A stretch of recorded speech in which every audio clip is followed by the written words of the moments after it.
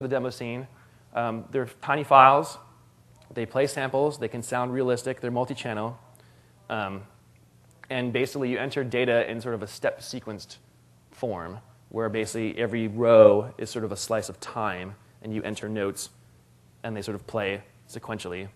And they're still being used to this day on a lot of systems, such as like the Game Boy Advance, where you have limited hardware, and it's just sort of a perfect format to take advantage of. There's also sort of tracking's mutant little children. Modplug, Renoise, I think Andy showed Renoise screenshot in his presentation. Revisit, which is basically Impulse Tracker as a virtual instrument you can sort of drop into Cubase, as weird as that sounds. And then my favorite, which is Buzz, which is what I'm actually going to sort of show you.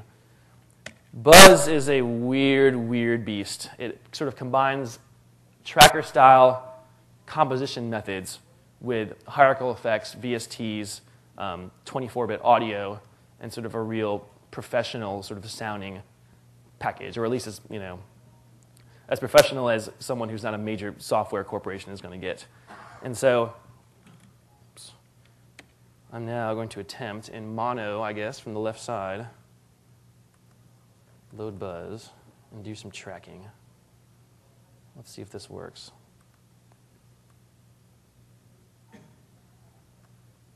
Not actually.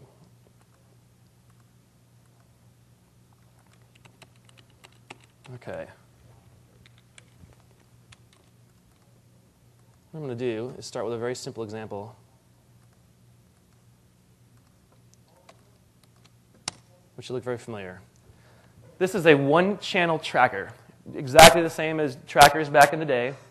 It has rows, columns, notes go on the left, wave file numbers, effects, all the old school goodness.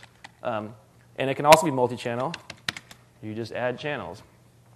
It has samples. Let's see if I play some samples. Some sort of bass. This is a very sort of simple set. And so you just enter notes. So I'll say start with a kick drum.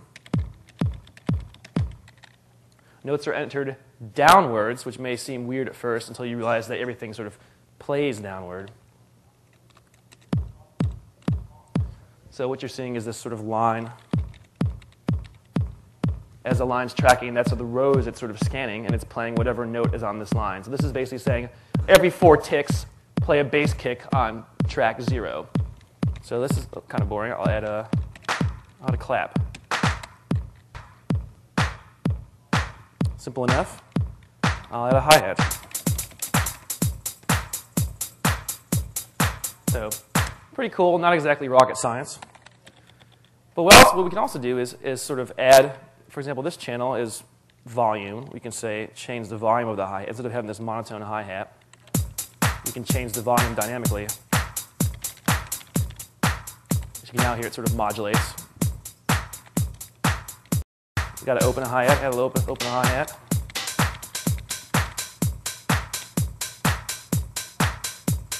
This is essentially how you would track back in the day. It's exactly like this if you're using Pro Tracker, Impulse Tracker, Scream Tracker, Octamed, or anything back in the day.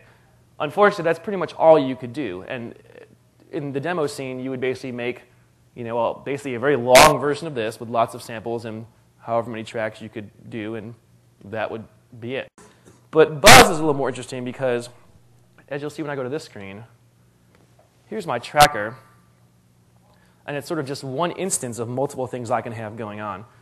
This box right here in the center represents the master output. So when I sort of connect the tracker to it, this indicates that the signal flows from this M track, which is a tracker called Matilda tracker, to the master. And then I have in my order list, this is my sort of channel, the channel that's sort of assigned to M track. So as it sort of plays, this scan line sort of, I'll turn the looping off for a second and just make some more. This is my song, and as it's going down, it's basically just playing this pattern. This 0, 0 that you see is basically pattern 0 of M track. And so it's just playing it over and over again. Let's say you wanted to have another pattern, sort of a breakdown of some sort. You would just simply go and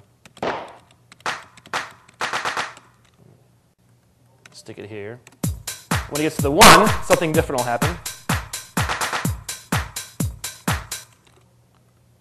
But here's the cool thing. You can go and make another tracker. Put it over here, connect it to the output. Here's my new tracker. Looks exactly the same. I can give it some channels. I can find a bass line. Put some basses.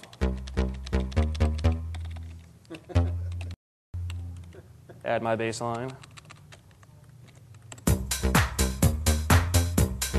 So what you essentially have is 2 trackers playing at the same time with perfect MIDI synchronization. Tick accurate. You can mute one. You can say just delete the patterns if you want to have like a little breakdown. Bring the drums back, etc., etc.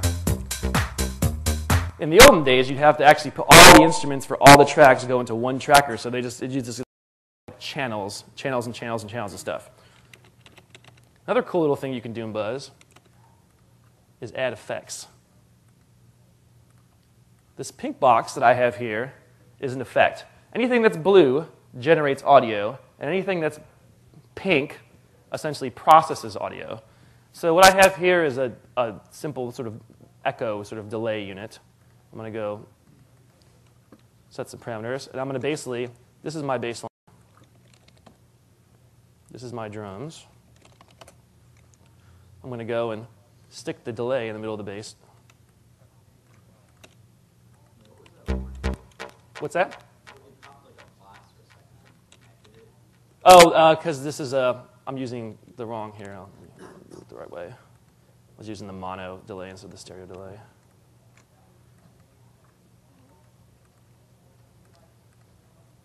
And now we'll go. Change some parameters. So what you essentially have here is a tracker that's being routed through effects.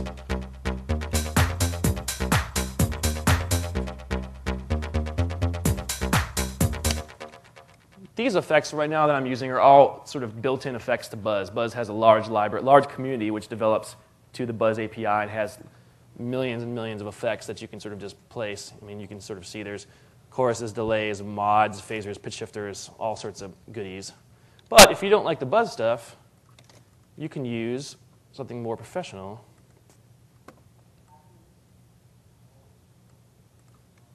You can use what's called a VST. VST is essentially a plugin API that's used by sort of modern audio plugins in sort of the high-dollar, real sort of music industry to do effects and virtual instruments and things like that.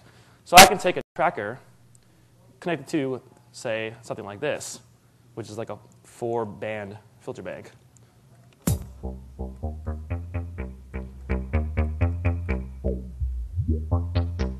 Maybe automate it.